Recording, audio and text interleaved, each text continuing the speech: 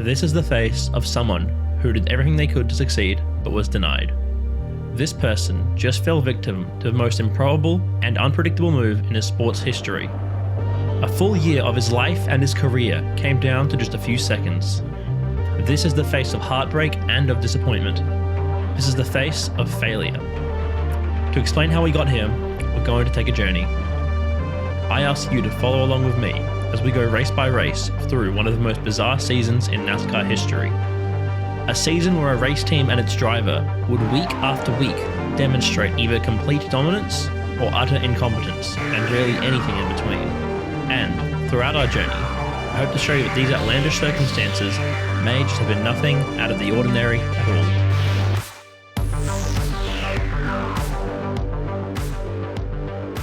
Ever since his rookie season, Denny Hamlin has forever been one of NASCAR's top and most consistent drivers.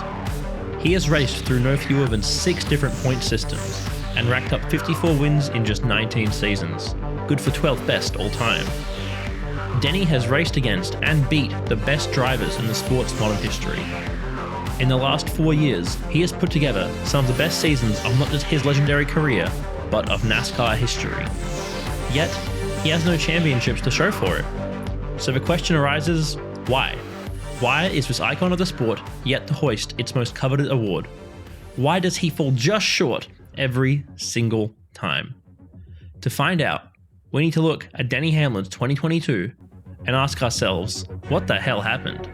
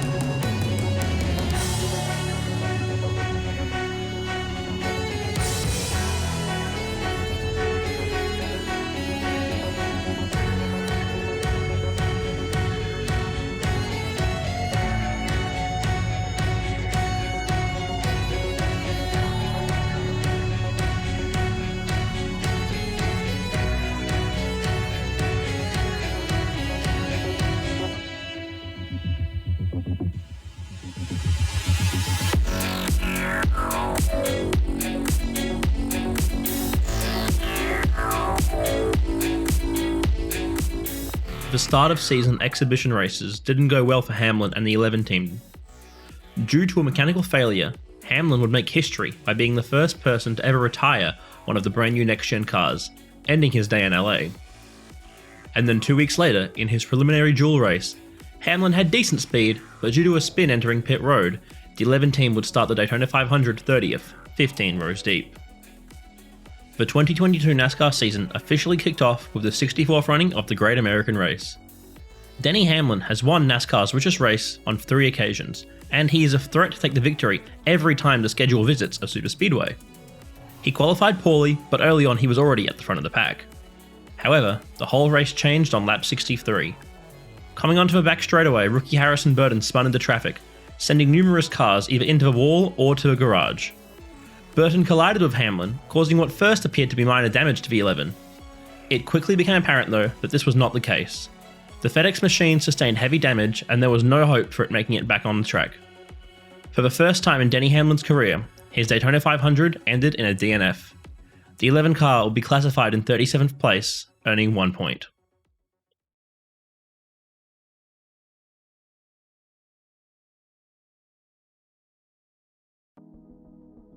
Starting on the second row at Fontana, the 11 car had top 10 speed and ran well all day. The team needed that speed too, as the pit crew would get their first penalty of the year on lap 92 for having too many men over the wall, meaning Hamlin would have to restart at the back. He was able to recuperate some positions thanks to his car's speed, and then it all went wrong. On a crucial round of pit stops, Hamlin sped exiting pit road. He ultimately wouldn't recover from this costly mistake and would finish 15th. We're going to track those penalties throughout the season, for no reason at all. Hamlin quickly capitalised on a fast car in the desert and competed for the lead most of the day until disaster struck. Exiting the pits on lap 218, he missed a shift and completely destroyed the gearbox of the number 11 FedEx machine. He would retire one of the day's best cars and finish in 32nd place, while at the same time getting his third pit road infraction of the year due to improper fueling. A front row start made the 11 team one of the favourites in Phoenix, and they held their ground until another pit road penalty. Getting popped for speeding placed the car in the 30s during a caution. The rest of the race would be spent recovering from this blunder. Hamlin would finish 13th. At Atlanta, a strong day in a competitive car would end up going to waste, after a push to the back bumper of Kyle Larson caused the defending series champion to go careening into Hamlin's driver's side door, killing the 11 car and ending the team's day. A result of 29th place meant that Hamlin's misery continued. A steering issue late in the race at the Circuit of the Americas meant strategy for Hamlin turned to damage limitation. A poor pit stop with 14 laps to go and a spin the lap after evaporated any ambitions of a solid finish. Hamlin finished 18th. We were now 1/6 of the way through the year, and Denny Hamlin had not a single top 10 and an average finish of 24. He was 22nd in the points. To put into perspective how dismal of a start the 11 team had, their best finish all year to this point was 13th. In 2021, it took Hamlin until the 10th race to finish 13th or lower. And he had just 2 of those results by race 17. 2 out of 17 compared to 6 out of 6. All this was only worsened because at each oval thus far, Hamlin had beneath him one of, if not the best car of any of his fellow drivers. Yet none of these pinnacles of racing engineering were able to make the trek into victory lane. The start of the season was ominously reminiscent of one particular race, the 2013 Auto Club 400. Hamlin had one of the fastest cars all day and was battling for the lead all the way through the last corner of the last lap. He looked to be a sure bet for a top 2, if not a win. But after making contact with Joey Logano in the 22 car, Hamlin would spin into the inside wall and sustain a devastating hit, turning his certain top 2 into a 25th place result. All the right tools and skills at his disposal were simply for naught that day. He would miss the next 4 races due to the wreck, and his season would never recover, with 2013 being the worst year of his career. With 2022 looking equally as grim, the question persisted: could Hamlin and the 11 team eliminate the mistakes plaguing them and pick up some consistency? Or was 2022 simply going to be a write-off like 2013 was? A year where they would have potential but fall flat on their faces. That decision would need to be made very soon.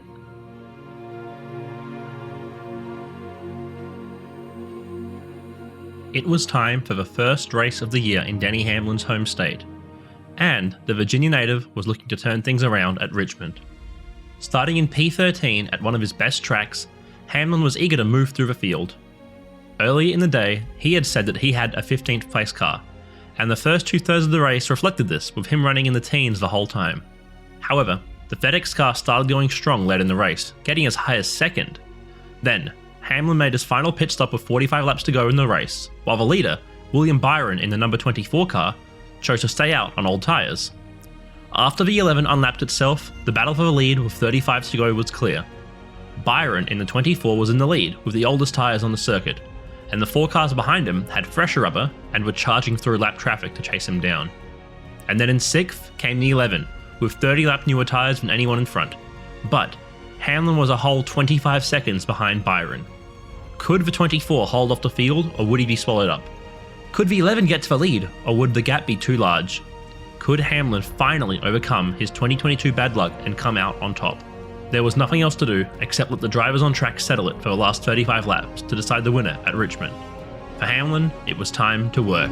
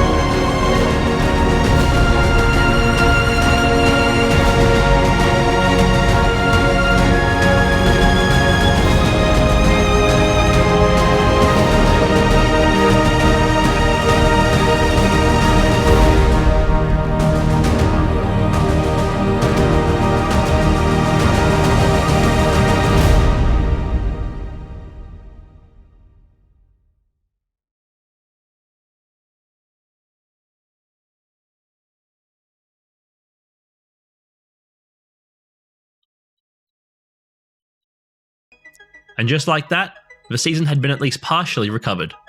Pit road had cost Hamlin several chances at wins this year, but this time, the crew were the exact thing which gave the Virginian his opportunity to clinch his first win of the year.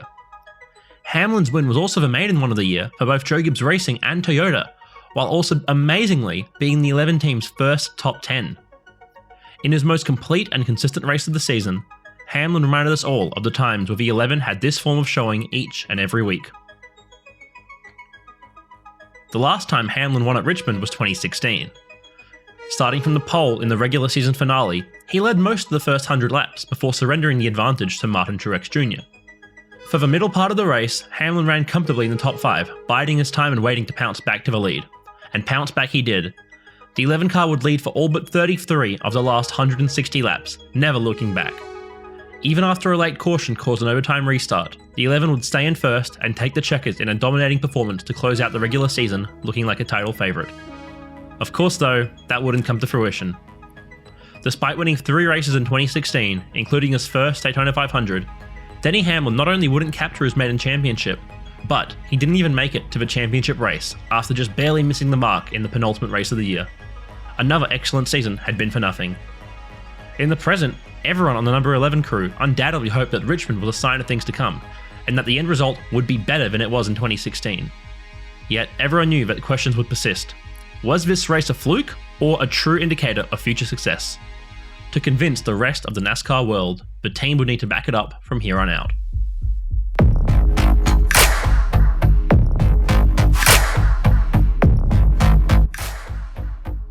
Hamlin's second race of the year in his home state didn't go nearly as well as the first.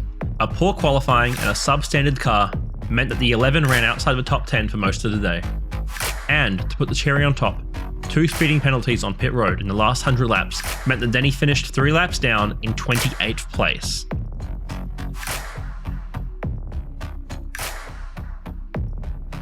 NASCAR's then annual parlay on dirt at Bristol saw Hamlin have his worst qualifying session of the season, resulting in a 34th place start. He ran at the back of the pack for 91 laps before an engine issue mercifully ended his day. The 11 team walked away from Bristol with a 35th place result. After a balance issue caused Hamlin to drop to the back of the pack to open the race at Talladega, he meticulously clawed his way up to the front of the field. Contending for the lead with less than 5 laps to go, disaster struck for the 11 team. A fuel pressure issue caused Hamlin to fall out of line and necessitated a pit stop. After a solid day, all he could show for it was an 18th place. A front row start at the Monster Mile filled the 11 team with hopes of resurgence, and them being the fastest car on track to start the race didn't hurt those. Hamlin led early and looked to command the rest of the race until calamity ensued. The FedEx machine would exit pit road without a wheel. That penalty mired Hamlin in the very back of the pack. The 11 didn't lose her speed though, remaining the fastest on the speedway. Hamlin managed to re-enter the top 5, poised to get some points and retake control of the race. That was until... On the front, just hang on, caution's out, caution's out. Denny Hamlin and Cody Ware. Man, day went from bad to worse for Denny Hamlin. Oh, 51, loses it, overcorrected, got in a wall right in front of the 11 of Denny Hamlin. Cody Ware in the 51, 3 laps down, spun exiting turn 4, collecting Hamlin on his way and causing devastating damage to the 11. Though the team tried to repair it, the car's pace was gone and they went a lap down. As a final kick in the head, with less than 75 laps until the end of the race, Hamlin was picked up for speeding on pit road. After a chaotic day like that, 21st place is just about what the 11 team should have expected. Once again, Hamlin would have no chance to take advantage of the day's best car. The 11 team knew that they had a car capable of getting to the front at Darlington. Hamlin drove like it too, consistently working his way up the running order before being propelled to the lead by his pit crew. His strong effort would crumble though. Air gun issues during yellow flag pit stops bogged him down, and he got caught in a wreck which only exacerbated issues, making him the slowest car on the lead lap. 2 weeks in a row, the 11 had looked like the car to beat, and both weeks it would finish 21st. The 5 races after Hamlin's Richmond win weren't exactly fruitful for the 11 team. Even after demonstrating race-winning pace on 3 occasions, the month since Richmond netted Hamlin an average finish of 24.6. That race remained his lone top 10 through 12 races. Now what does this remind us of? The 2015 race at Dover was one of the most disheartening losses in Denny Hamlin's NASCAR career. All afternoon, it was obvious that the two best cars on track were the 11 and the 78 of Martin Truex Jr. They traded the lead back and forth, with one of the two being in first position for more than 2/3 of the race, only dropping some spots due to pit strategy late. After pitting for fresh tyres in the last 20 laps, Hamlin began charging to the front, using his fresh rubber to its fullest and again looking like the fastest car on the speedway. Judging by this speed, he would be well on his way to his second win of 2015.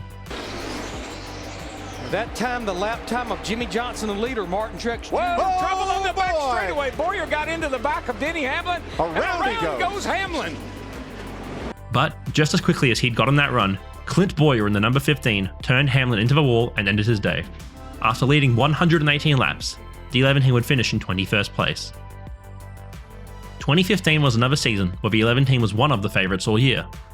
Yet, due to technical issues at Talladega, Hamlin wouldn't even make it out of the second round of the playoffs. A third of the way through 2022, the 11 was 22nd in points, far outside what they were capable of. When were they going to start acting like it?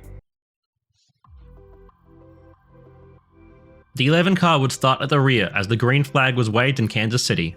An obviously quick car was sent to the back twice after his pit crew was caught for 2 equipment interference penalties within 50 laps. Denny Hamlin trying to move up. Well, that's just one of 2,873 cars that he's passed today, Mike. Mistakes. It's not just today, Jamie. It's been that way all season long for the 11 car. Just adversity, battling back from adversity every single time, it seems like. By the 2/3 mark of the race, Hamlin had passed almost 70 cars on track for position, solidifying both how strong his car was, but also just how much penalties had cost the team. In the final part of the race, Hamlin would be fast, but came up just short of a chance at the win, finishing 4th. The result wasn't as poor as it could have been, but the team found no solace knowing that again, unforced errors cost them dearly. The Coca-Cola 600 is the longest race of the year, and the only crown jewel that Denny Hamlin had never won, despite finishing runner-up on 3 occasions. To cap the biggest weekend in motorsports, the veteran had a chance to change that. The 11 team was hungry for another win, but could they eliminate the mistakes which had plagued them thus far and clinch a second victory? Time would tell. For the first time all year, Denny Hamlin and the 11 car would start on the pole after a blistering qualifying session in Charlotte. Set for a grueling 600 miles, they would run with solid top 10 pace for the first 500 of them, but not make any moves that indicated they were a threat to the win. After more than 5 exhausting topsy-turvy hours of racing, it was impossible to be sure of who would seize the opportunity at the end to go to victory lane. In the last 10 laps though, it looked like the race would come down to whether Chase Briscoe in the 14 could catch Kyle Larson in the 5. Denny was in 4th, 8 seconds off the lead, needing a caution to re-enter contention. The 14 was putting pressure on Larson as the laps wound down. 5 laps to go, he's on the bumper. 4 laps to go, Briscoe pulls ahead at the line, but can't complete the pass. 3 laps to go, he's running him back down. As they cross the line with 2 laps to go, Briscoe takes one last gasp for the lead, and... Here he comes again. Not clear, and around he goes. We're in the wall here. Get it back rolling. Get it back rolling. And the caution waves. The caution came out on lap 399. For just the 3rd time in Coke 600 history, the race would go to overtime. The question on everyone's mind now came to pit strategy. The 11 team elected to put on 4 brand new tyres on the FedEx car. They would restart 5th, highest amongst cars with all new rubber, with everyone in front just taking 2 new tyres. The now longest race in NASCAR history would be decided by the last 2 laps. It was time for the drivers to give it their all. Hamlin had 4 cars in front of him. He knew what he had to do to win. Here we go. Pretty even drag race. 3 makes it 3 wide. Here. Dillon. Stenhouse's in trouble in the back. Comes a big run by that 3 on 4 tires. Look out, here it is. He's there on Kyle Larson. Austin Dillon bobbles just a little Oh, bit. now he's on the outside. Chastain's got him. 4 wide. Oh, they're wrecking. Unbelievable. Denny Hamlin was on the inside of Austin Dillon and had the momentum. I think whether they wrecked or not, I think Denny Hamlin was going to be the leader of this race. The caution would wave again on lap 405, with Hamlin in the lead on fresh tyres. Could he do what Larson couldn't and make it to the checkered flag out front? He'd have to hold off his teammate and one of the best drivers of all time, Kyle Busch, to do it. For the second time, there was nothing left to do but drop the flag. Try it again. Hamlin and Chastain, Kyle Busch and Harvick, Stenhouse and Truex. And here comes Kyle Busch to the outside. What a move. Coming to the white flag. A flag, no help, either one direction. Next flag ends the race. Man, Denny drove it on in there. Power move by Denny Hamlin. The longest and one of the most exciting Coca-Cola 600s ever comes down to the final corner. And they come to the line. Hamlin wins by 2 car lengths. What a race. He had done it. In the longest race in NASCAR history, the 11 of Denny Hamlin crossed the line in first place by just 14/100ths of a second to win his second race of the year and his first ever Coca-Cola 600.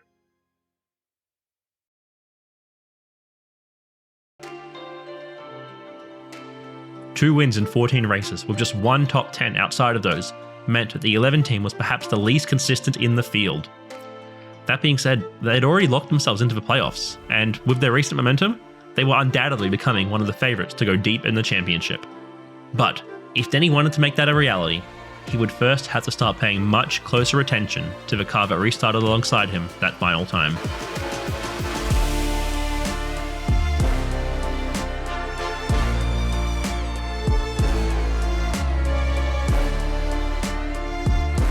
In his first ever race at Worldwide Technology Speedway, also known as Gateway, Hamlin looked to capitalise on his second win of the year by being the first Cup driver to enter victory lane at the track. Through the beginning part of the race, the 11 car competed for a top 5 position, and the team looked to be in for a good points day. That dream was shattered when a season-defining move occurred on lap 64. The number 1 car of Ross Chastain had been the story of 2022. He collected his first 2 career wins with the surging Team Trackhouse, while exuding an exciting and unpredictable aura on track. Chastain was characteristically attempting a tough overtake on the 11, as he had the majority of the race prior. Eventually though, it appeared that he had enough, and punted Denny into a wall in turn 1, all but ending the 11 car's day. Hamlin was massively off the pace after totaling damage caused by the impact. It appeared to many that he was not in the garage for one primal reason: revenge. Okay, the 11 is waiting on Ross Chastain. Here we go. Yes, he might be. Here we go. But Hamlin took Ross Chastain all the way down to the grass. That's why you don't poke the bear, right there. And I hate to say it, but that's what happens. There's consequences to every action.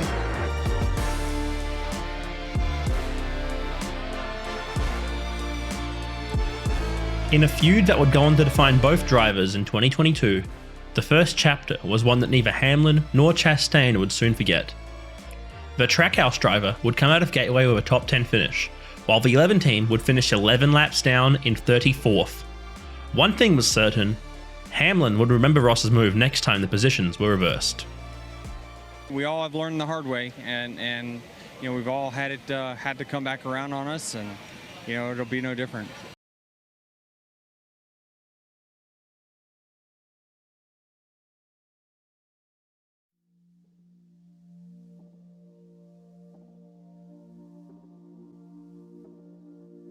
A solid qualifying at Sonoma proved moot, as all of the Toyotas, Hamlin included, wouldn't have the pace to compete with the Chevys and Fords. Denny would finish 31st.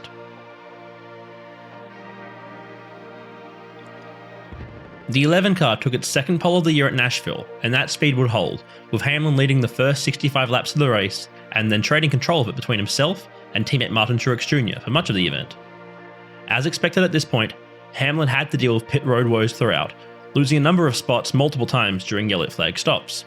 Still, it was clear that the 11 would be a threat. Ultimately, the race would come down to one decision after a caution flew late. With just 8 laps to go, the race win was going to be between Hamlin, his teammate Kyle Busch, and 2020 Series champion Chase Elliott. They ran 1, 2, 3, but would they pit for fresh tyres, or stay out on aged rubber?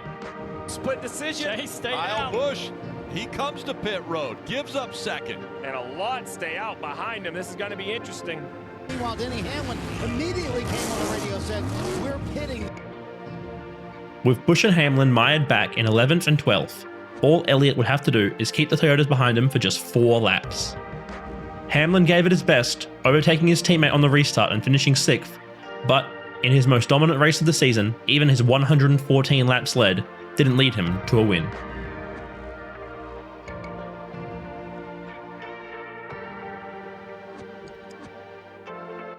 The 11 team was optimistic heading into the season's 3rd road course, thinking that they had made enough improvements to overcome their road course woes. They would run in the mid-teens for the first part of the day until the initial round of pit stops. Hamlin made a costly error when he drove through too many pit boxes exiting a stall on lap 12. After repeating the exact same error just 4 laps later, Hamlin made little noise the rest of the race. He finished 17th. Denny came back to Georgia with a poor performance to atone for.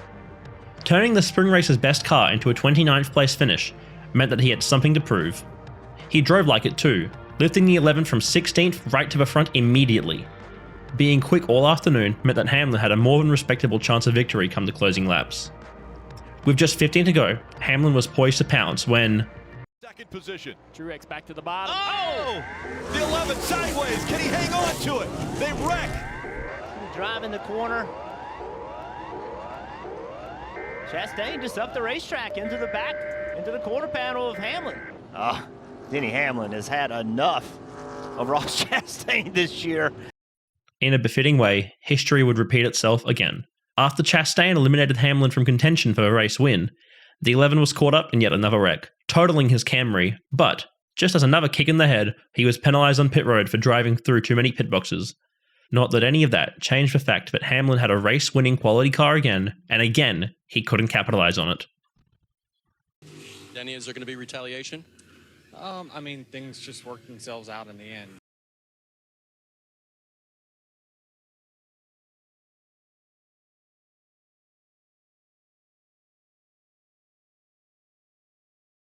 By no means was this the first time that Hamlin had found issues with another driver on track. We've already seen his 2013 issues with Joey Logano at Auto Club. That feud started the week before when Denny spun the 22 at Bristol. There were his numerous run-ins with Brad Keselowski over the early 2010s. Famously, Hamlin spun Chase Elliott in the 2017 Martinsville playoff race, a move that led to Elliott paying him back 2 weeks later, knocking the 11 out of the playoffs and ending their season. Perhaps the best parallel one can draw to Hamlin and Chastain's rivalry was the 2014 Bristol night race. Fighting for the lead with Kevin Harvick after starting middle of the pack, Hamlin was dead set on securing a second win in 2014. Then, in an over-aggressive and unprovoked move, Harvick spun Denny into the wall, ending the 11's day. An irate Hamlin would have to settle for 40th place, promising to make the two of them even. 12 weeks later, the 4 and the 11 would be the two favourites for the championship, and they would stay like that all the way until the very end of the race. Here he goes, Harvick's gonna run. That's wide.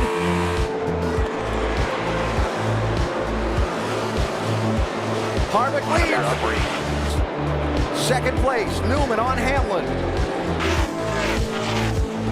He's gonna do it. He's gonna win the race and the NASCAR Sprint Cup Championship. California's Kevin Harvick does it.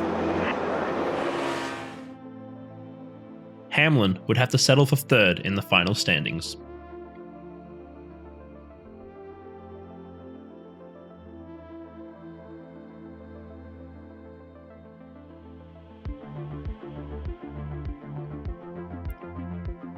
Even after 2 wins and almost a dozen cars capable of winning their respective races, the 11 team was nowhere near their projected points position. Sitting 19th, a whopping 275 points back from the leader, Chase Elliott, was astounding. The mistakes simply kept happening. Whether it was by the driver, the crew chief, or the pit crew, every person on the team had some fault in their dismal position. And even so, even being the most penalised car all year, even being the least consistent team in the garage, even with all the missed opportunities, the 11 team was locked into the playoffs. In the final 7 races of the season, they had only one goal: dig themselves out of their point hole and finally pick up some momentum. That momentum would appear to begin at the Magic Mile in New Hampshire. The 11 car had a relatively pedestrian day with solid pace on the track, but 2 straight pit stops where the team lost 9 positions each time hindered their chances at making a run for the race win. In a recovery drive, Hamlin managed to secure a 6th place finish.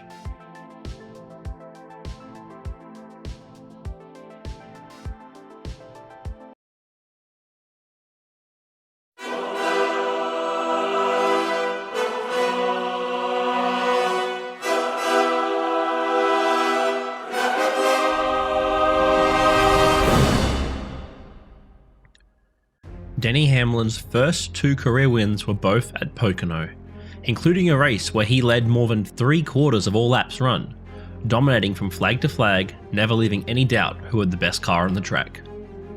The win instantly put the field on notice and catapulted his rookie season to being one of the best in NASCAR history. That rookie season would also be Hamlin's first taste of losing the championship in devastating fashion. Getting as high as 2nd in points with just 7 races left, the 11 would finish 18 for worse in 3 straight, killing their status as a potential favourite. Ultimately, Denny would finish less than half a race worth of points back from champion Jimmy Johnson. Back then, it seemed a sure thing that the rookie who almost won the title would get one of his own sooner or later. Oh, how wrong that was. Since 2006, Hamlin had gone on to win a record-tying 4 more times at Pocono. He is arguably the best driver in the track's history.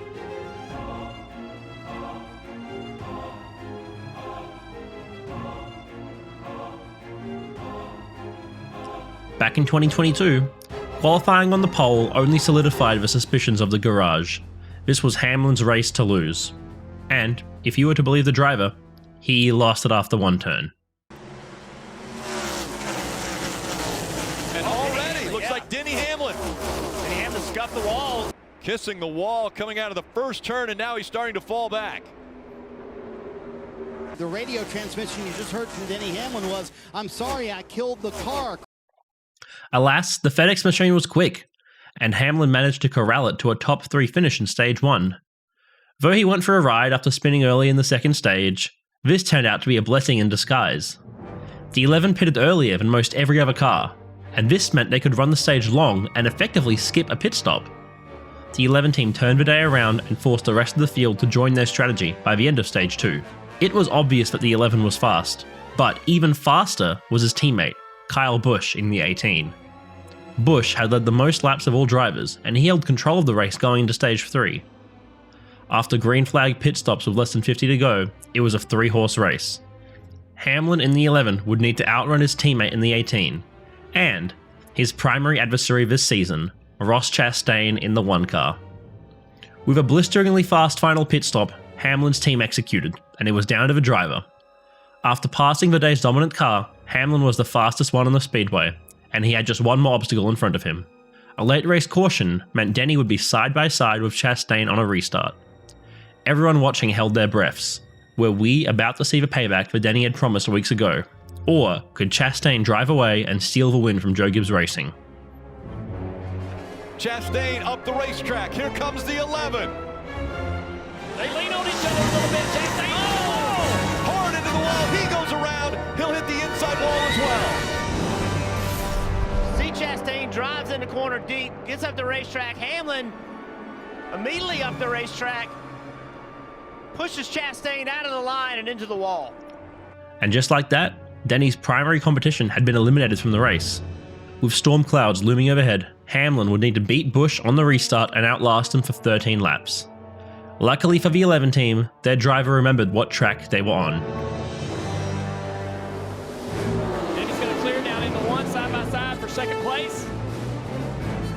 Hamlin now separating himself from Kyle Busch by 0.8 of a second. Kyle Busch is coming, but Denny Hamlin facing what could be his 3rd win of the season. When you think about their season, yes, this would be win number 3, but they were 20th and below in points for much of this year. Here they are, maybe getting their 3rd win, so all of a sudden, Denny Hamlin would be the number 2 seed in the playoffs, Rick. Unbelievable how wild their year has been. It's 1 lap to go. White flag, 1 more. Presented by no Credit run, One Bank. smash. 2.5 miles in front of Denny Hamlin. He's through the tunnel turn. Now one more turn and half of that long straightaway until he sees the checkered flag. It would be his third win of the 2022 season, but more importantly, it would be career win number 49, tying him with Tony Stewart. He's going to win at Pocono again.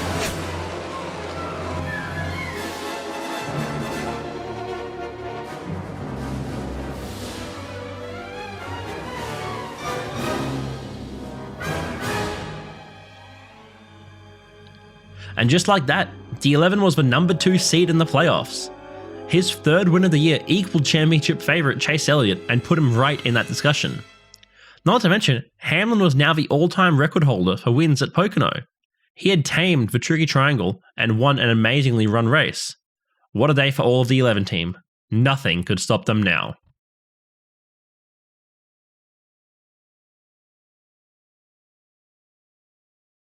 Denny Hamlin, Kyle Busch disqualified. Chase Elliott wins today's race at Pocono despite not leading a single lap. The 11 car, the race-winning car, or the former race-winning car, Denny Hamlin. These penalties, I don't think there's any chance they get over. The first time this has happened at the Cup Series level since 1960. Oh, we've got plenty to talk about tonight, Larry. This is 2022, and things continue to happen. On both the 11 and 18 cars, there were 2 pieces of tape, what they say, about 2 inches wide, 5 inches long, something like this, installed underneath the wrap on the lower corners of the front end of the car, and that's what NASCAR busted them for. NASCAR did say Sunday night that the material they found on those 2 cars, they believed would give them a small error.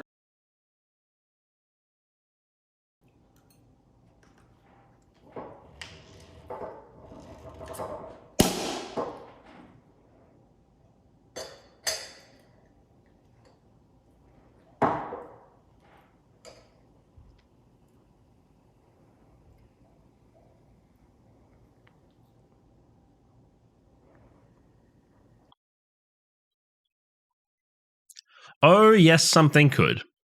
For the first time in 60 years, NASCAR stripped a race winner of their victory. Hamlin was not the all-time leader for wins at Pocono. He did not have 49 career wins, and he was not the number 2 seed in the NASCAR playoffs. No, he was a 35th place finisher, 3 spots behind Ross Chastain.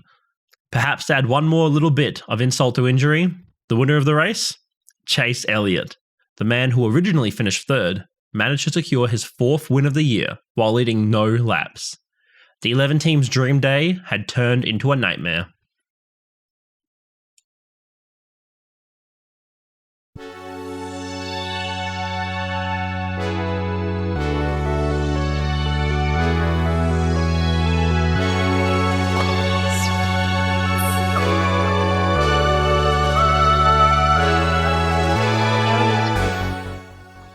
Indianapolis did not bring much more joy. A spin on lap 2 meant Hamlin would be playing catch-up the rest of the day in an average car. Avoiding late race chaos, he finished 14th. Back to an oval, Hamlin looked to put the last 2 weeks behind him. A top 10 start and a P2 Stage 1 finish was a good omen, but Stage 2 is where the 11 truly set itself apart as the class of the field. After taking the lead on lap 80 from Ross Chastain, Hamlin didn't look back. A clean green flag stop and solid execution on restarts meant that Hamlin would secure the stage win and the playoff point. Pitting at the break meant that the 11 would need to recuperate 15 spots when the race went green. We're back under green. There's Denny Hamlin. He had a great restart right here. Denny Hamlin's picked up 5 spots already. Denny Hamlin's still moving forward behind these guys back there, taking over 7th from Briscoe. He'll be in this battle here soon enough. Well, behind this battle is Denny Hamlin. But Denny Hamlin is clawing into this fight really quickly.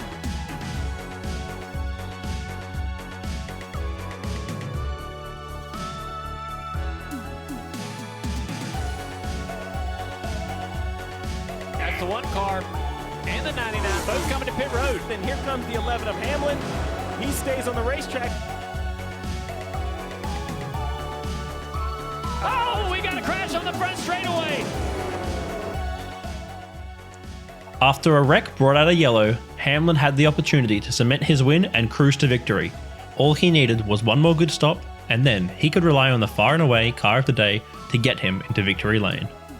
99 times out of 100, this combination of speed, driver and team experience, and situation results in a race win. Unfortunately, this was Denny Hamlin's 2022 season. We've had a couple pretty big penalties. Denny Hamlin, the 11, too many men over pit wall. Stop this! This man right here, watch him. He's in the pit box. You can't stand over pit wall. That white line is as good as a wall, and when you step over that white line, you are now standing on the hot side. That's too many men during a pit stop. The 11 was served a safety violation concurrently with a penalty for having too many men over pit wall, an unacceptable blunder. Hamlin would be placed outside the top 20 at the tail end of the lead lap with fewer than 35 to run. The only thing more crushing was what ensued.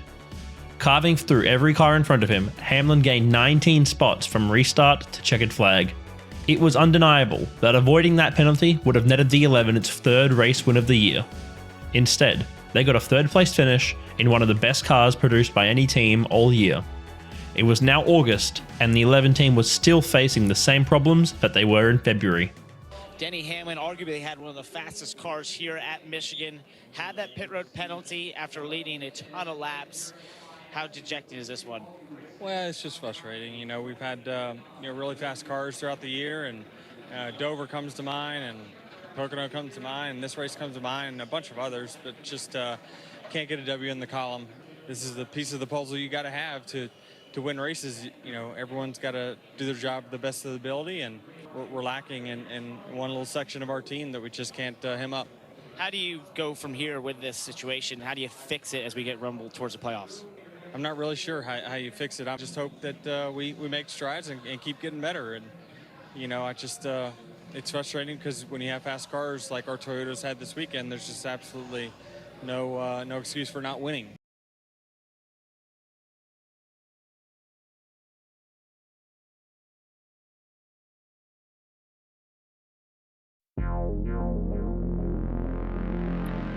Looking to win 2 consecutive races at Richmond, Hamlin qualified in the second row, and he ran up the front of the pack all day. The Virginia native was as usual fast, and he had his eyes set on finally claiming that elusive third win of 2022. That would mean one thing though: execution. Just like in April, Richmond would come down to pit strategy. That meant that every member of the 11 team would need to execute. Hamlin inherited the race lead on lap 341 with 1 pit stop left. He came in 11 laps later with an opportunity for his pit crew to atone for all of their mistakes this season. Custer's back on pit road now. The 11 of Denny Hamlin giving up the lead and on pit road. Still have another set of stickers after this, Dave. Hamlin's car was too tight on that run. We'll see where he cycles in and what he can do with 11 lap pressure tires. That was a little slow right there. That won't help. Kevin Harvick is going to win at Richmond. He goes back to back. A lot of times today, where was the race ultimately lost for you? You know, I think that last stop was 4 seconds or something like that too long, and we lost by 3.8. So, I mean, we had the right strategy. I thought going long there was the right call. The fall off wasn't nearly what it was early in the race, and the takeoff wasn't as fast. So going long was the right play. We nailed it. We just had a long pit stop on last stop.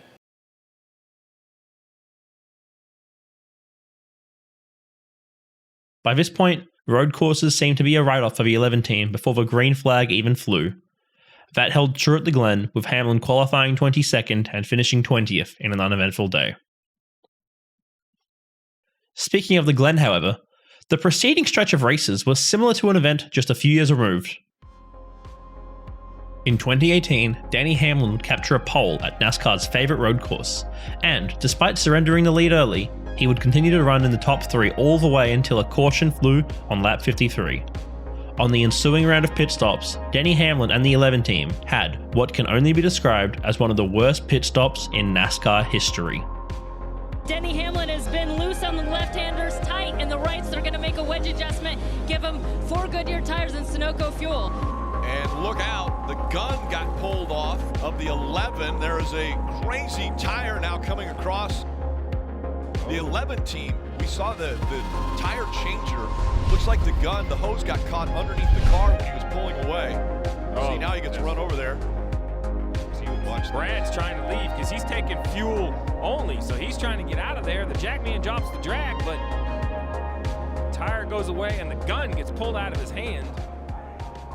Finishing outside the top 10 in a race where he had a legitimate chance at a win would be the opposite of what Hamlin's season needed. 2018 would end up being the first full-time season in which he would fail to win a race.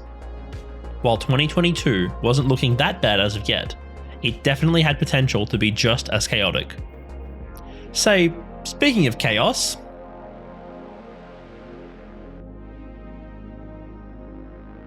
it had been a heartbreaking few months for Hamlin and the 11 crew.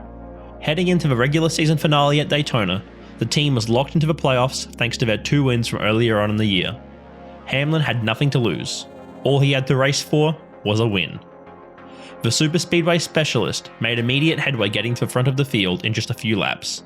Through spins, wrecks and chaos, Hamlin managed to run up front for almost the entire race, and everyone watching knew that he would be one of the threats to take home what would be his 6th superspeedway victory. As the field crossed the line to mark 23 laps to go, Hamlin had placed himself side by side for the lead, with a chance to get into clean air and drive onto victory. Going into turn 1 though, came one of the most bizarre moments in NASCAR history. He's got some help with him. Oh, into the wall they go. The 11 now also caught up in it. The whole Haley.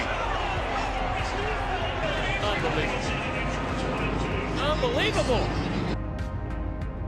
The 99 just loses it. Denny wrecks. I wonder if it was raining. Yeah, guys, there were a lot of drivers saying, hey, it's raining. Why are we racing right now? The wreck would take Hamlin from the lead to a DNF and a 25th place finish.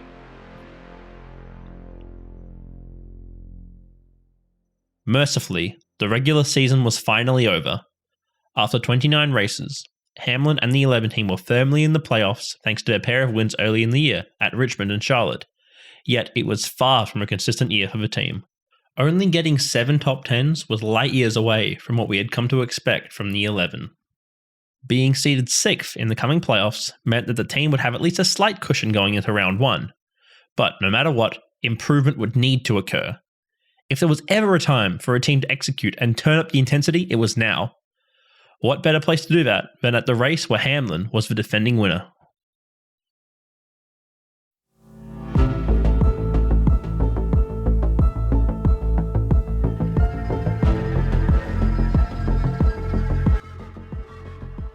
Since 2014, the last 10 races of the NASCAR schedule have been conducted under the controversial and often criticized elimination playoffs format.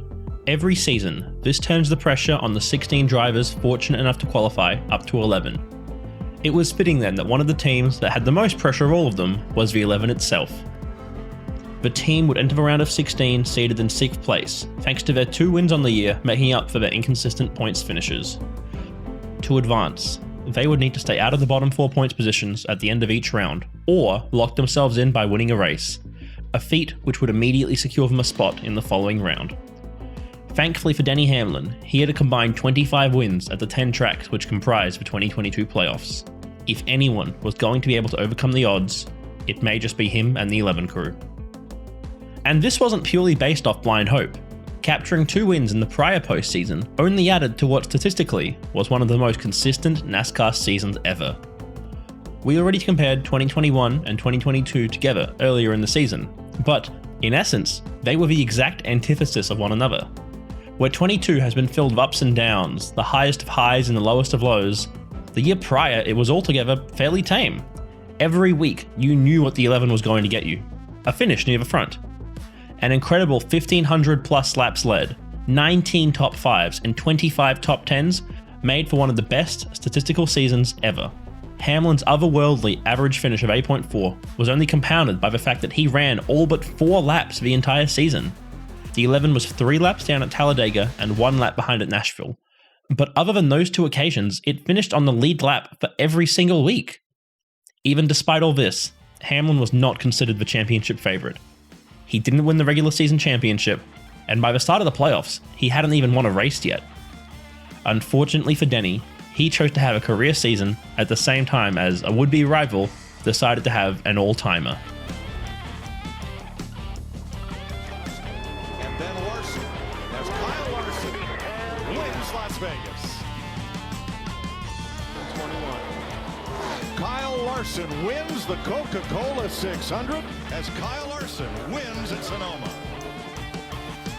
And your all-star winner, Kyle Larson. Kyle Larson returns to Nashville Superspeedway a winner. And Larson is going to win at the Glen.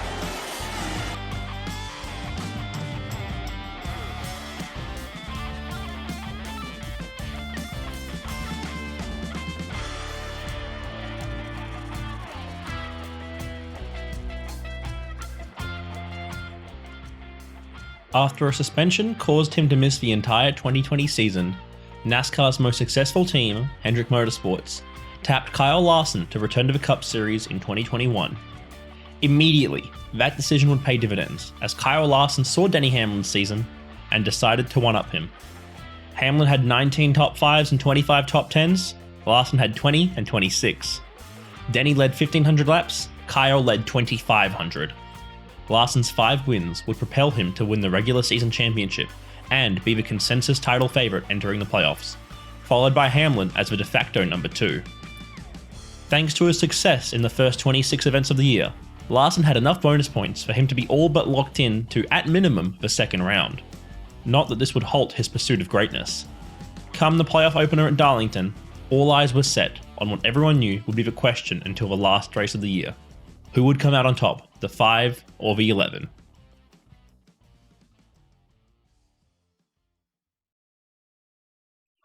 After starting in the top 6, both drivers would bide their time until the number 11 took point at around 50 laps in. At the end of stage 1, it was no surprise who the top 2 were. It was the 11, followed by the 5. Come the beginning of the next stage though, Larson would get jealous of Hamlin's time out front and muscle a lead from him. The 5 would dominate stage 2, and the race for the next 150 laps. Denny would take P3 in the second stage, setting up an epic battle for the win. Larson would relinquish the lead to Hamlin when their strategies diverged with 100 laps to go. Trading the lead between themselves, it was the 11 who had Lady Luck on her side. A late caution played right into the hands of Hamlin and co. In the end, it would come down to a 35-lap shootout between the two frontrunners. Fittingly, they would restart side by side one another on the front row. This restart could wind up deciding the entire race. Ready for the start, 36 laps to go. A little bit of wheel spin on that left car, but he still gets away clean. Clear of Kyle Larson lead. He's got a good run down the back straightaway on Denny Hamlin. Huge run. Could have turned to the left and trying to go underneath him. He's not going to do it. He's going to try to get him on the outside. Larson putting pressure on Hamlin. Denny was out front, but Larson was quick. Could the 11 keep the 5 behind him, or would Larson show up his rival as he had all year long? It would either be Denny's maiden win of the year, or a solidification of Larson's championship lead. For the entire last run, the two were giving and taking equally from each other. The 5 were staying just within striking distance, ready to make a final gasp for the win. Bearing down on the 11, the last lap is when he would make his move. It's 1 lap to go, presented by Credit One Bank. Denny Hamlin, a mile and a third away from his first win of 2021. A near perfect race for Denny Hamlin. Now he's slow on the track, the 5 right up behind him. Smoke coming out for Larson. Larson up against the wall. It's a drag race to the checkered flag. Denny Hamlin's gonna win it. Larson went as hard as he could into 3 and 4. I tried to video game it. I tell you, it looked like a video game. What a battle. Count that as a win for number 11. Despite Kyle Larson executing one of the craziest moves in recent memory, it wasn't enough for him. Denny and his team ran a tremendous race. Hamlin captured his 4th win at Darlington and locked himself into the next round. For a moment, it seriously looked as if he could take the fight to the 5 team and his newfound rival. Larson and Hamlin would win back-to-back races at Bristol and Las Vegas, where Denny earned his 2nd and final win of the year. Then, with 5 races to go, Kyle Larson engaged God mode. Kyle Larson. Through the chicane for the final time, he will win at the Charlotte Roval. Kyle Larson, a dominant performance. He leads 256 laps, and he'll win at Texas. Round of 8 of the best drivers in NASCAR. He has put it on him. He wins again. Larson wins at Kansas. By the championship race, Kyle Larson had racked up 9 wins. He and Denny Hamlin were obviously 2 of the 4 championship-eligible drivers. However, there is a reason why Larson's 2021 is so highly regarded, and it's not because it was an almost perfect season. For 312 laps to determine a champion in the Cup Series. Side by side in the front row. Kyle Larson on the outside. Chase Elliott on the inside. Green flags in the air. Watching this, I can't help but think what Rick Hendrick thinking right now as his cars are racing this close, this early. Shows you what the championship and track position means. Kyle Larson up in second. And Chris Gabehart, just very matter-of-fact information as he gets to the bottom of Kyle Larson. I don't think we've seen everything out of this 11 just yet. Hamlin and Larson nose to tail, fighting for that 3rd spot. Larson going 3 wide in the middle. Getting a little bit of urgency there in the 5 car, making that type of a move. Larson out of the high side here, moves up the track a little bit. Well, things have clicked for them.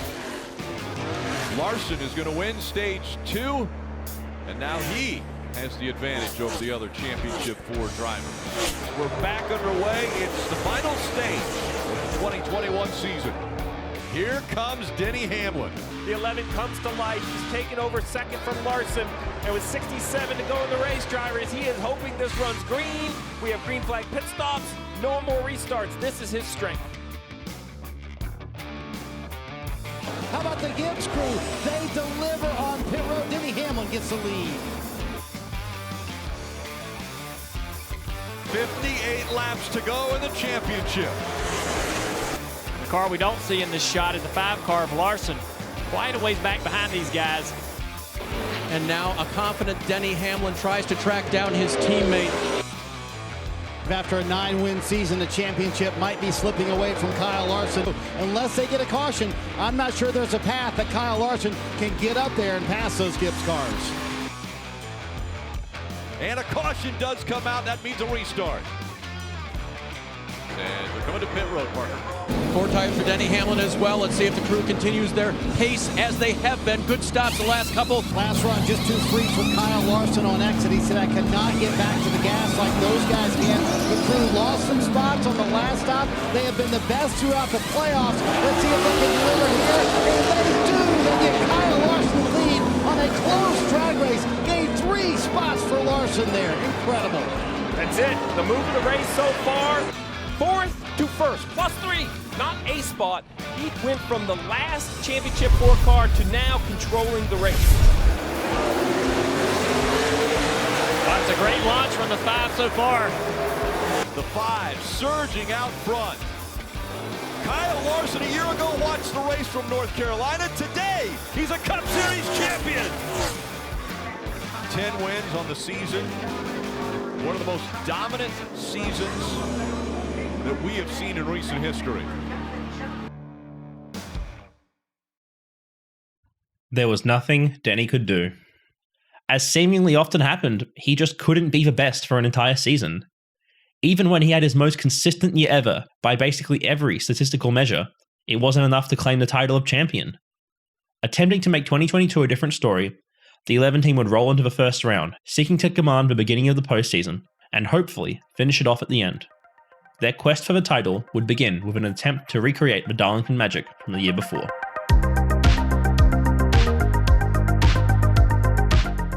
The Lady in Black was a formidable opponent for the incoming 16 playoff drivers, all of whom were vying for a chance at the Cup Series championship. Out of everyone in the field though, Denny Hamlin had won the most of anyone at Darlington, taking the checkered flag 4 times.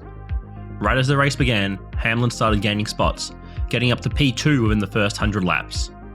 After losing some positions on pit road, he appeared to be stuck on the edge of the top 10, with the Sport Clips Camry being significantly behind its teammates of Martin Truex and Kyle Busch, who both ran in the top 3. However, in a scene reminiscent of the prior year, the 11 was the primary beneficiary of a caution with fewer than 100 laps to go. Denny leapfrogged almost everyone ahead of him before restarting second and falling into third behind his teammates. Running his set of tyres slightly longer than every car on track, Hamlin would have a chance to run down the leaders. He was well on his way to it too, before things changed cataclysmically. The best car of the day, Martin Truex Jr.'s 19, saw its engine expire on lap 335. And, just 10 laps later, the same fate would befall the day's second best car, Kyle Busch's 18.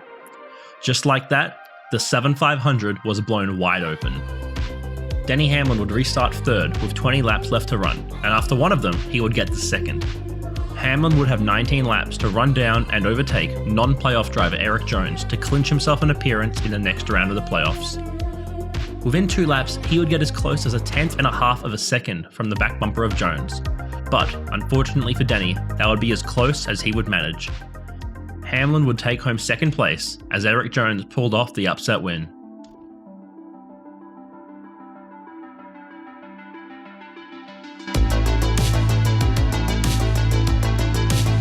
A dismal qualifying effort of 25th was nothing to write home about for the 11 team at Kansas. But as soon as the green flag flew, they were on. By lap 25, Hamlin made it all the way to the 13th position. This was made null and void soon after, however. The right front tyre on the 11 car veered into the pit box ahead of it, and Hamlin was forced to restart outside the top 30 on the coming restart. Against all odds, he managed to get to 11th by the next caution, showing everyone that he had one of the best cars on the track. Unfortunately, on the coming round of services, Hamlin's pit crew would give him a 17-second stop, 6 seconds off the pace. Denny would need to pass even more cars, restarting 22nd. Yet, the 11 would not be denied. He managed to get all the way to 3rd position by the next restart, and he would have a chance at the win. But, despite passing more cars than anyone else all day, just as the week before, Hamlin would run out of time to chase down the leader and would finish second. It was an impressive comeback that would place him into a very comfortable position heading into the last race of the round.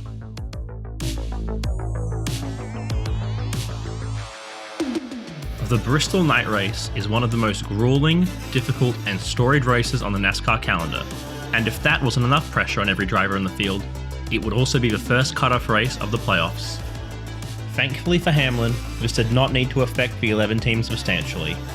Midway through the race, Denny had earned enough points to lock himself into the next round, thanks to him mostly avoiding trouble, save one blown tyre. Regardless, Bristol was kinder to Hamlin than most, as even a 44-second pit stop, which effectively placed him out of contention for the race win, did not affect the result that mattered.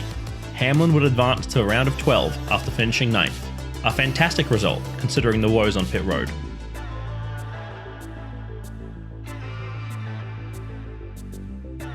After 3 playoff races, Denny Hamlin and the 11 crew were certified contenders. Though they had not won any of the 3, despite having a car capable of doing so every time, 3 straight top 10s after their miserable regular season was indicative of one thing: the 11 team had shown up to win, and not just races, but the Cup Series championship.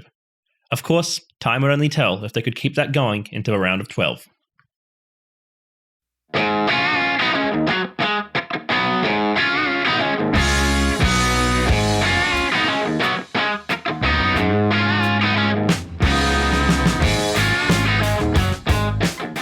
In the round of 12's opening race at Texas, Hamlin ran comfortably with top 5 pace throughout the majority of the day, even leading some laps sporadically. However, with around 100 laps to go, his pit crew would give him a slow stop during a caution, which dropped him from 11th all the way to 26th. After getting some help from a pair of cautions, he would re-enter the fray at the front, getting into 3rd with 75 to go, when... Maybe I should try to... Oh, contact! Yeah, almost into the wall for Byron.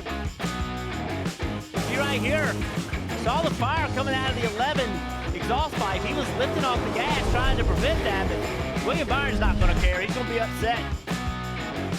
Race leader Martin Truex Jr. has just wrecked. He got into the wall, a right side tire went down. Unbelievable what we're seeing here in Texas. Then the 11 car on the front straightaway. Looks like there's some contact. Oh, the 24 of Byron. Byron felt like maybe the 11 ran him into the fence off of turn 2. Byron takes that opportunity to possibly retaliate. All right, so Denny Hamlin clearly is upset. This has been going on all the way down the back straightaway, banging into each other.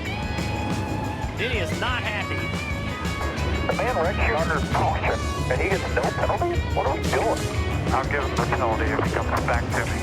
Key words from Denny Hamlin. I'll give him the penalty if he comes back to me. Hamlin is still incensed behind the wheel. He restarted 21st up to 18th. Can he get to the 24th? It's going to be good theater if he does. If a race ever had chaos, it was this. Denny Hamlin would, in one fell swoop, go from racing for the lead and being one of the favourites to win the race and lock himself into the round of 8 to spinning through the infield grass off the bumper of William Byron in the 24 car. And perhaps even worse, the 24 wasn't even penalised. Byron was allowed to race for the lead. There were no repercussions for him wrecking a competitor under caution flag conditions, and Denny was forced to restart 22nd. An incensed Hamlin drove through the field like a heat-seeking missile, hunting the 24 car, getting back into the top 10 in the last 30 laps. Fortunately for the 24, Hamlin would never get a chance to repay Byron's move. The two would finish nearby each other, the 24 in 7th, and the 11 would pick up a 4th straight top 10 with a P10 finish. After the race, there was a resounding question on everyone's minds. Why on earth was William Byron not penalised? Byron spun another car out under caution in a move which was an obvious retaliation, and he wasn't even sent to the rear of the field? NASCAR's answer would be one of the most infuriating and simultaneously hilarious excuses they could conjure up. When we were in the tower, we were paying more attention to the actual cause of the caution. The William Byron, Denny Hamlin thing, we had no eyes on. We saw Denny go through the grass, and by the time we got to a replay that showed the incident well enough to do anything to it, we'd gone back to green. Because we shouldn't be talking about this on Tuesday or Wednesday. This should have been an easy black and white call right there in the moment. If you had an issue with Byron spinning a guy out under caution, send him to the tail end. That should have been an easy call right then and there. How we didn't have a camera on it is mind-boggling. How NASCAR Race Control didn't have access to that 24 on board, shocking. Race Control needs a complete overhaul. At this point, they're missing calls that I didn't even know were possible to miss. After such a fiasco, NASCAR's response was one which made no one happy. Byron would be docked 25 points and fined $50,000. The 24 team would appeal the decision, but for the time being, they, along with the rest of the garage, all still reeling from the most chaos-filled event of the year, would need to prepare for chaos's backyard in Talladega, Alabama.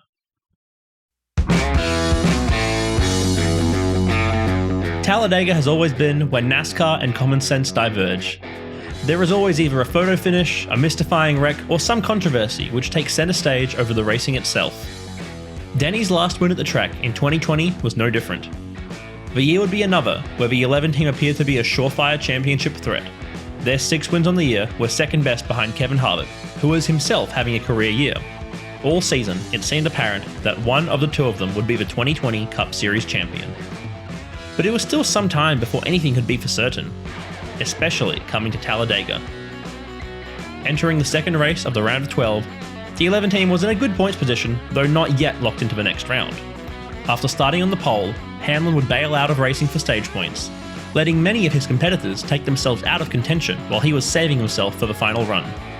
The race would end up going to 3 overtime periods, and after taking the white flag on the final attempt, Hamlin would be playing catch-up from P6, chasing after the underdog story in first place, Matt DiBenedetto.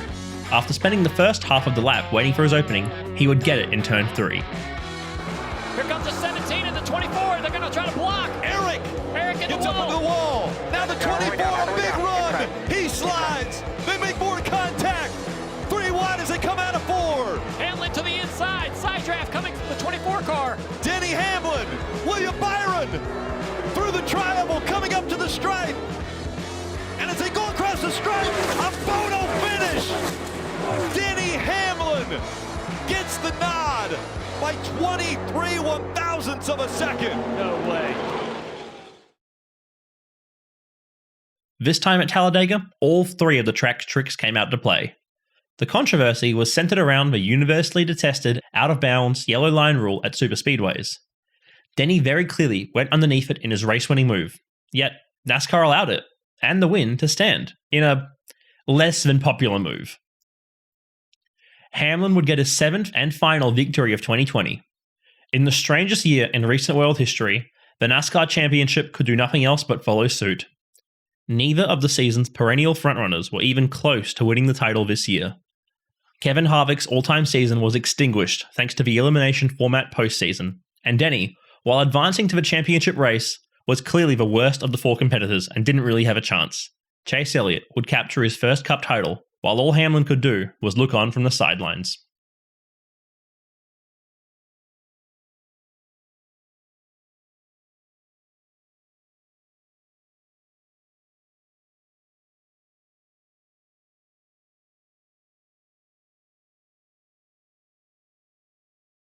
Before anybody could even sniff the championship race in 2022, though, there was still a trip to Alabama on the cards for the playoff field.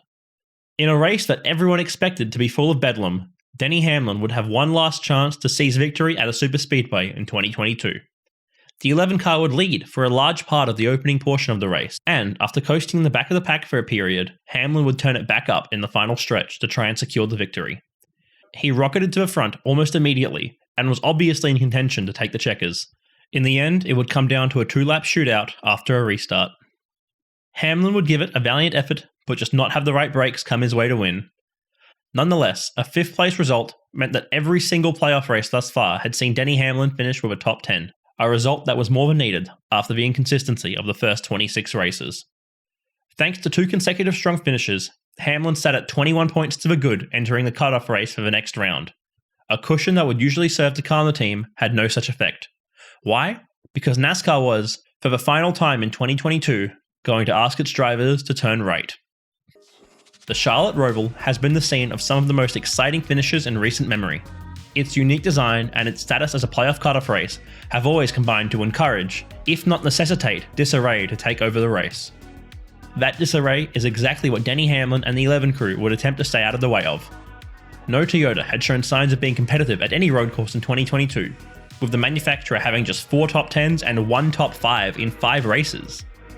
Hamlin's best hopes would be to race conservatively and smartly to use his points cushion to his advantage. Starting in the middle of the field, Denny would work his way up into the mid-teens and then stall out. After the stage points were allocated, he would be entering stage 3, seeded 5th, 27 points above the cut line. All he would need to do was avoid the Roval enacting its signature calamity on the 11 car.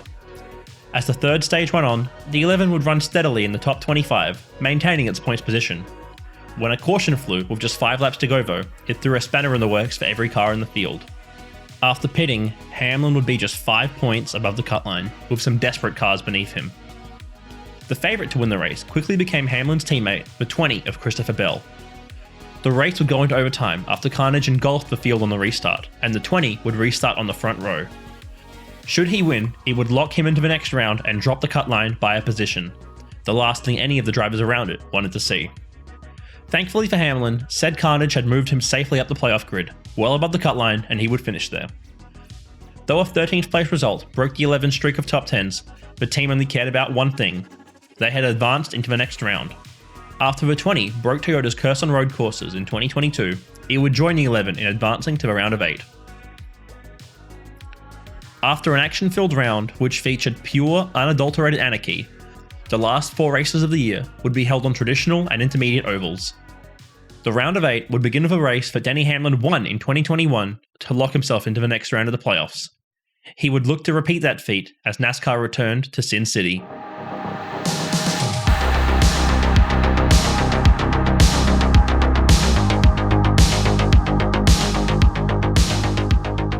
The last time the Cup Series was in the desert in Las Vegas, Denny Hamlin was the favourite to win, only to miss a shift and finish outside of the top 30 in the day's best car. The 11 team would look to repeat their dominance from March and expand on it by finishing the job this time and advancing themselves to the championship race at Phoenix. A failed qualifying effort would start the FedEx car in 31st, with the only bright side for the team being that they could only go up from there. After recovering from this qualifying blunder, the 11 team came in clutch on 2 consecutive pit stops, leapfrogging Denny to the front of the field midway through the race. Hamlin would then look to challenge for the lead, and would run well for the entirety of the last stint of the day. However, he simply didn't have the pace of the cars ahead of him. Joey Logano in the 22 won the race, locking up one of the 4 spots in the championship race. Hamlin would finish 5th in a fantastic recovery drive that would place him above the cut line. He would look to expand that lead too, as the series made its way to southern Florida.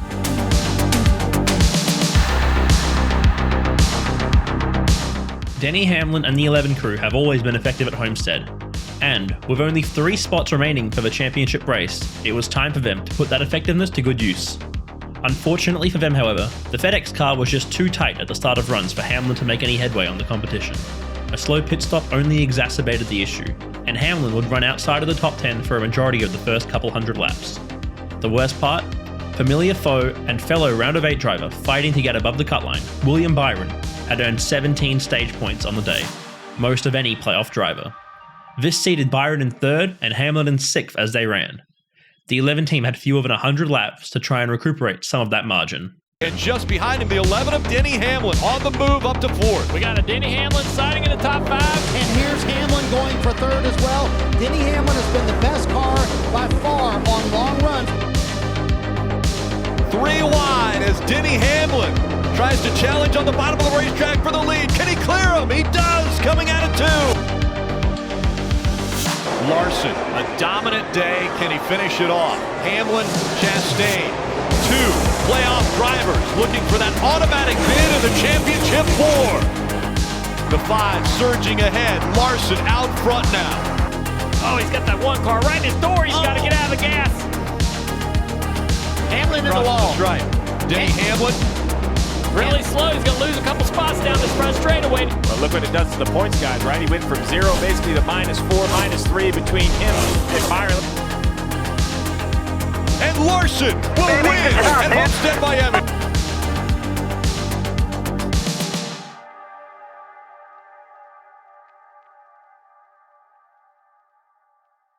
It would be a P7 finish for Denny Hamlin, a result that would sit him right at the cut line going into the cutoff race for the championship round.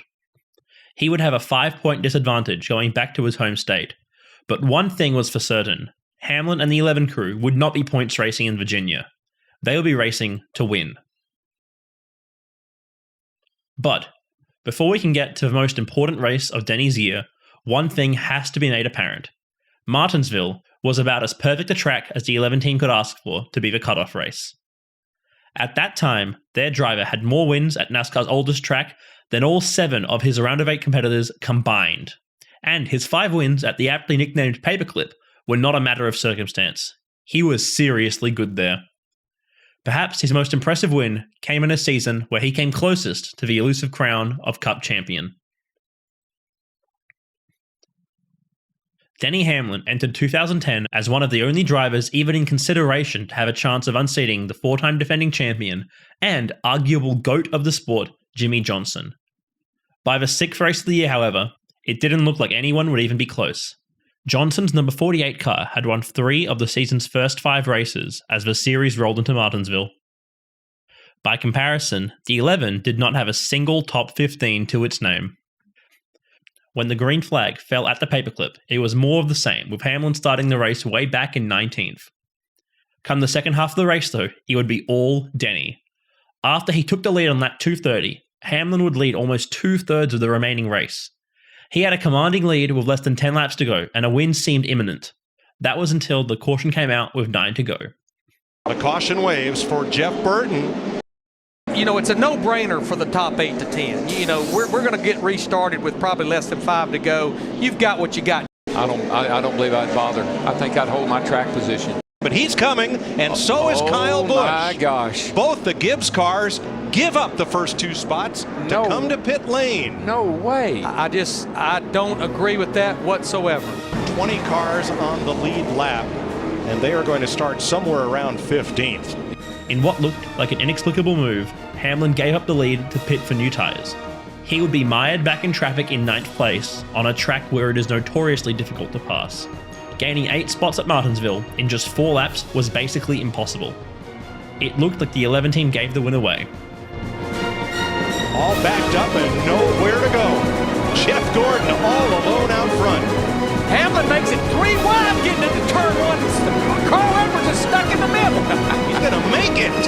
Well, Hamlin's on a mission. You know, they feel like they've handed this race away. He's trying to get back to the front. 2 to go. There goes Hamlin to the inside. He'll take the 4th spot away. A lap and a half to go. Too little, too late. Kyle Busch is sideways. That's going to bring the caution out. All of a sudden, anything seemed possible. Denny would start 4th right behind the leaders, and the race would go into overtime. 2 by 2, 2 laps to go. Gordon, Newman, Kenseth. He can do it. Cut down if he can get down in that hole right there. Kenseth's going to shut the door. Gordon walks up the racetrack. Here comes Kenseth to the inside with Hamlin following. Everybody bumped everybody.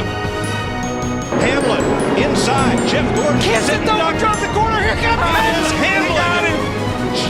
Denny Hamlin and Joey Logano take the white flag. The next flag ends it. 2 of the Gibbs cars are going to end up 1-2. Denny Hamlin, Joey Logano. What a call. Mike Ford, you are the man. Denny's first top 15, top 10, top 5, and win of the year came at the exact same time. The victory solidified him as a threat, and the rest of the regular season backed that up. He would have a chance at taking down the Empire. As a quick aside, 2010 was well before NASCAR introduced the elimination postseason format. At this point, while there was still a regular season and a postseason, the year's final 10 races would be treated in their totality, rather than in smaller rounds. Entering the chase, Hamlin was leading the points, and it looked as though someone was finally going to unseat Johnson as champion. Along with the point lead, the 11 held one more win than the 48, an edge he created by winning the regular season finale at Richmond. The stage was set for a championship battle for the ages. Hamlin maintained the lead through the early stages of the chase. Come race 4 in Kansas though, Johnson would take the point. The 48 team demonstrated the consistency that they were famous for, putting together 4 consecutive top 3 finishes and outscoring the 11 team each week. Even after Hamlin won at Martinsville in race 6, and had a solid finish at Talladega the week after, Johnson still held the point lead. In his entire historic 4-year run of domination thus far, not a single driver had ever taken the season lead away from him this late in the year. With how consistently great his team was, it looked to some that he could just coast and claim the prize at the end. This wasn't just any year though, and this wasn't just any driver he was racing against. In the season's 3rd to last race at Texas, Hamlin showed up. When Johnson had an uncharacteristically poor day due to pit road woes, the 11 team capitalized. Even after qualifying in the 30s and running mid-pack for a lot of the day, they got better and better all afternoon, capturing their 8th win of the season, and amazingly, P1 in the points. With a 33-point lead entering the penultimate race in Phoenix, Denny would have an opportunity to secure the championship and dethrone Jimmy Johnson. It wouldn't go down that way though. Despite dominating the race and leading more than half the laps, strategy would sting the 11. Denny would finish 12th after having to pit late for fuel. Comes home in 12th. Look at him. And you can't blame him. Not at all. No, he did everything as a driver you can possibly do. Came out here, dominated this race. It's just so frustrating. A Jimmy Johnson top 5 meant that the difference between the top 2 was just 15 points. Coming into the season finale in Miami, Denny Hamlin was in the lead by the skin of his teeth. He did not need to win the race. He did not need to drive his best race ever. All he needed to do was finish in front of the 48 car, and he could secure a championship in just his 5th full-time season. Unfortunately for Denny, with all the pressure in the world on his shoulders, outdriving the 48 was going to be easier said than done. Almost immediately, everything went wrong. Oh, trouble, and it involves Hamlin. The championship points leader goes around, and can he save it? Caution is out. He keeps it off the wall. That's a lot of damage to that right front fender. Denny's early spin would ruin his day. The entire race was spent repairing damage from the slide, while Johnson was able to run near the front and improve his car consistently. This meant that when Hamlin finally got back up near the front, there was no question which one of the two had the better machine beneath them. Hamlin's day finished in 14th. Johnson finished 2nd. The generation's best driver won his 5th consecutive championship. Denny Hamlin would, for the first time, get a feeling of what it was like to be second best at year's end. It was the first of many times that just one move cost V11 a cup title.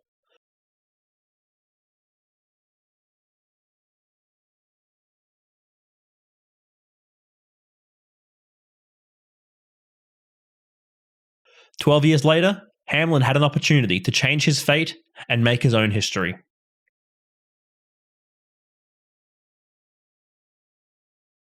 The NASCAR season had come down to this. With one driver locked into the championship race at Phoenix, 7 racers vied for 3 spots. Those 3 spots would be decided over 500 laps at Martinsville. In the most important race of their season, Denny Hamlin and the 11 team would fittingly start in 11th position. After finishing 3 laps down in the spring, the crew had spent more than half a year preparing a car to win at the paperclip. Now, out of the shop and back on the track, it was Denny Hamlin's turn to work.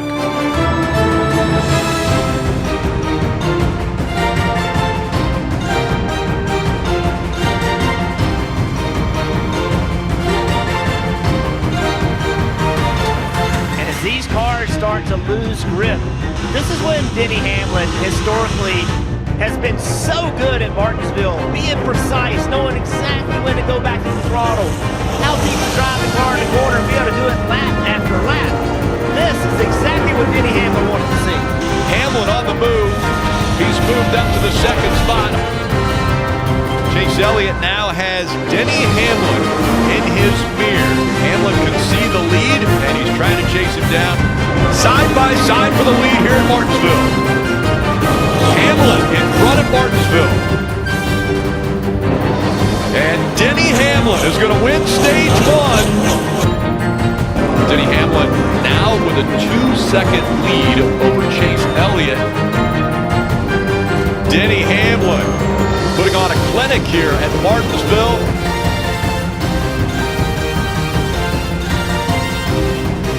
He will sweep the first and second stage from Martinsville. With all the pressure in the world on their shoulders, Denny Hamlin and his team had gone out and dominated.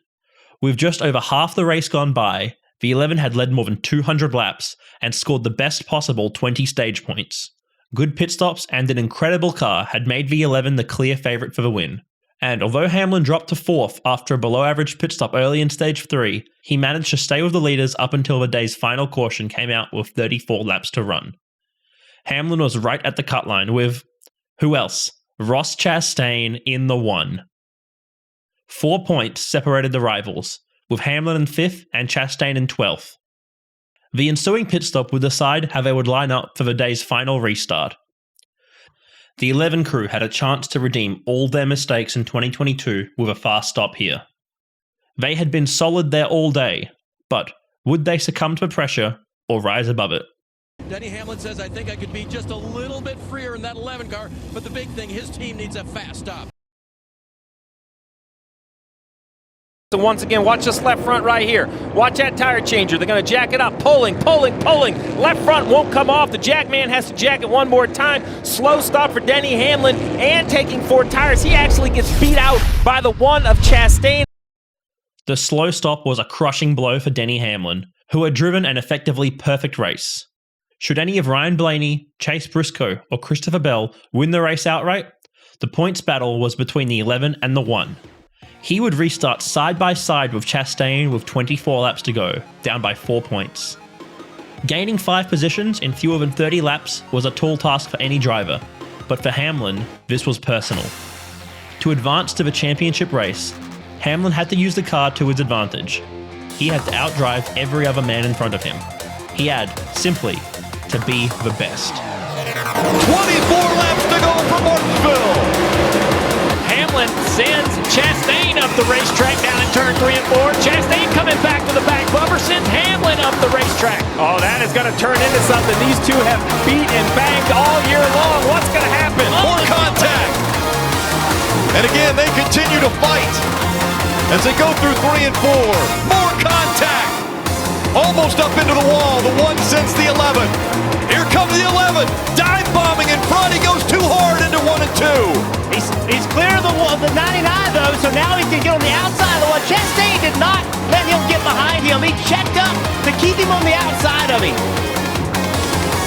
Good shot.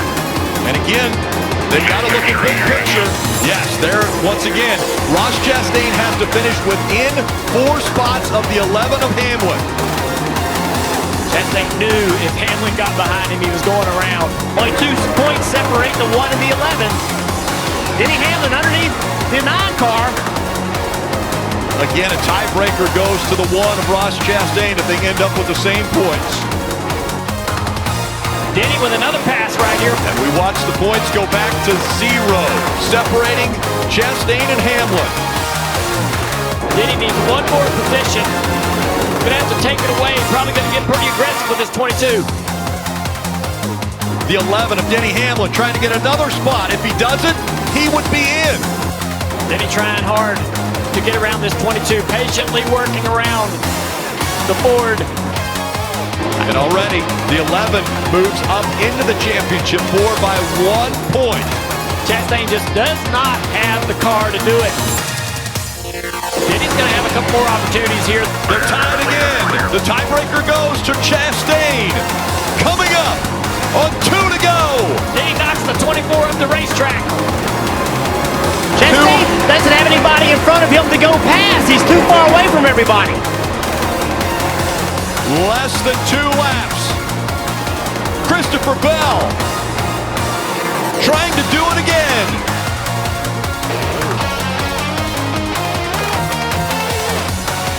One lap to go. Christopher Bell.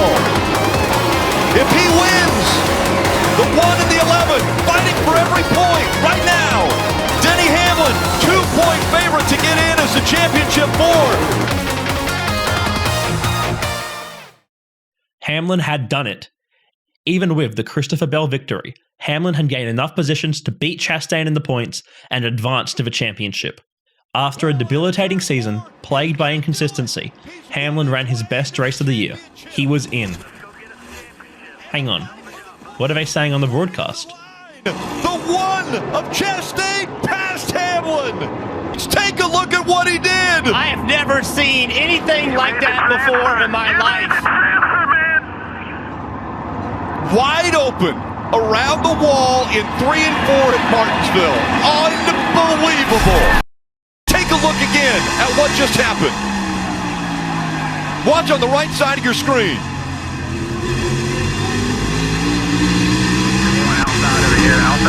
Outside. Ross Chastain used the wall all the way around this racetrack to race his way into the championship Ford. He went from 10th to 5th place on that last lap. It almost doesn't look real. He's going so fast. Look at this. 2 spots here.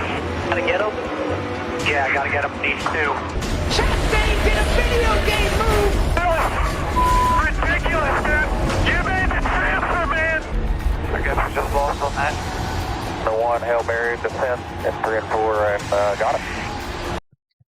There was perhaps no more apt way for Denny Hamlin to be eliminated from the 2022 NASCAR season than that.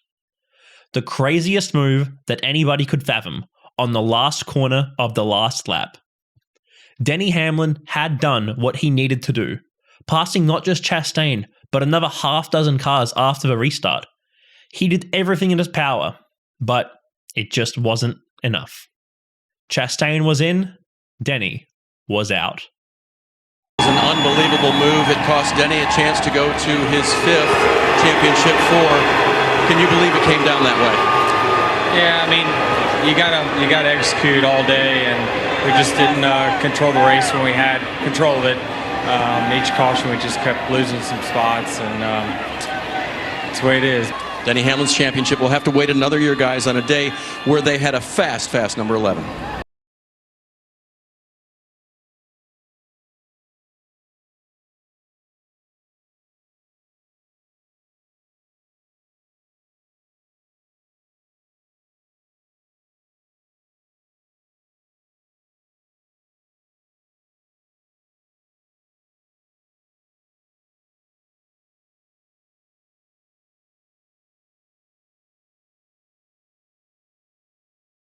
The finale at Phoenix was a relatively pedestrian day for the 11, With their only goal being to lock themselves into 5th place in the points overall, Hamlin turned a decent car into a solid 8th place finish. Their 9th top 10 of the playoffs was little consolation for the team though.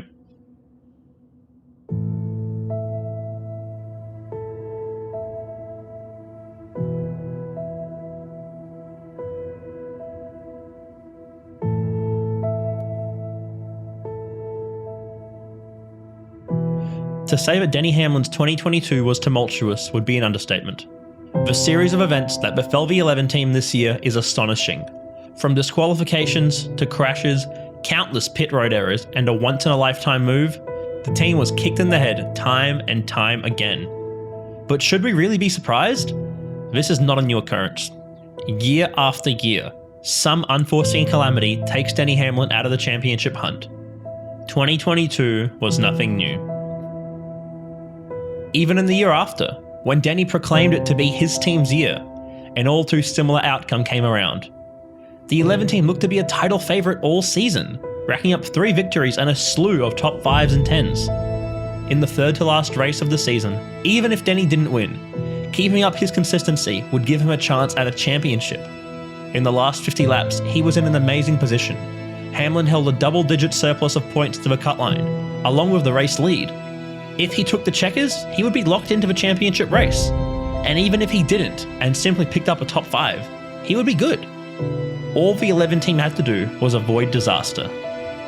Now if you really think that happened, then you haven't been paying attention. Behind this Truex on those tires, he's gone. Oh, into the wall hard as the 11. Denny Hamlin hard into the wall in turn 1.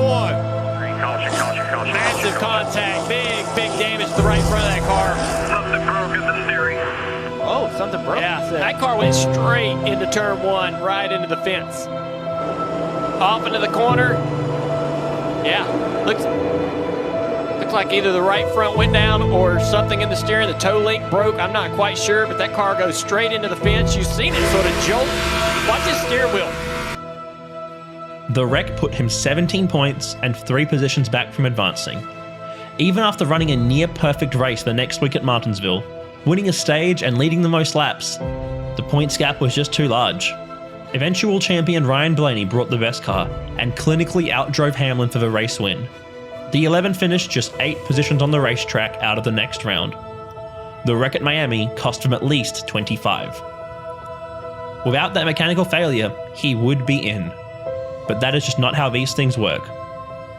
One part in one race wrote off the entire year. Once again, Lady Luck dealt Denny Hamlin a bad hand. What else was new? Time will only tell what catastrophic event will eliminate Denny Hamlin in 2024, but rest assured, it will come, because it always does.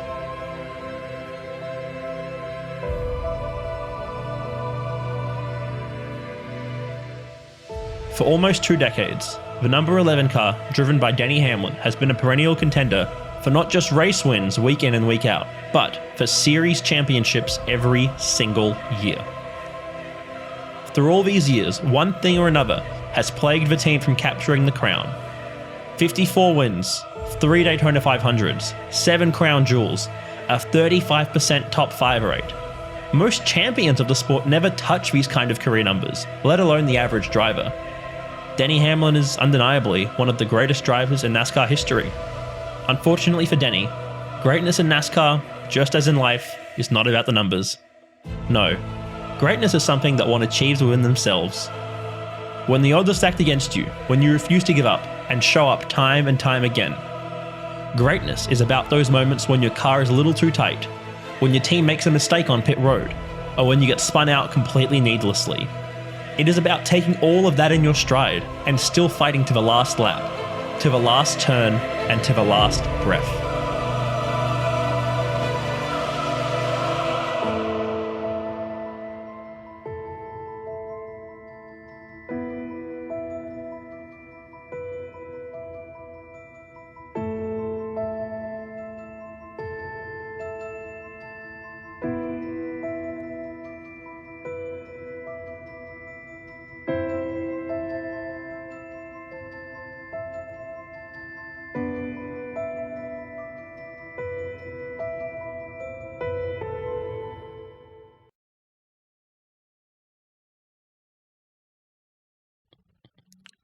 People often ask me why Denny is my favourite driver, which, if it wasn't obvious, he is. And that's why. He could have retired long ago and rode into the sunset, having made his millions, won his races, and settled in for the rest of his life. But instead, he chose to do the exact opposite.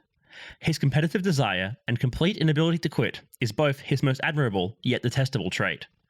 No matter how many times the racing gods strike him down, he will be back next week, and the week after, and the week after that. He will keep trying until he cannot try anymore. In the end, Denny's 2022 season, and by extension his whole career, is not just about the races he's won or the titles he hasn't. It's about the relentless pursuit of excellence, the unyielding desire to reach the pinnacle, and the understanding that sometimes you just won't get there, and that's okay. Denny Hamlin's career is a testament to the unpredictable nature of racing, where skill, determination, and strategy are sometimes trumped by pure chance. No matter what the future holds, Denny Hamlin has etched his name into the annals of NASCAR history, not just as a driver, but as a symbol of endurance, of heart, and of the unwavering spirit that defines the very essence of the sport. And even if he doesn't hold the cup at the end of this season, or ever, no one can take away his legacy. Call him a choker, a hypocrite, or a hack, there is no denying that he is a legend. And it's hard to think of a better way to be defined or to be remembered. But god damn, it would have been nice to get one.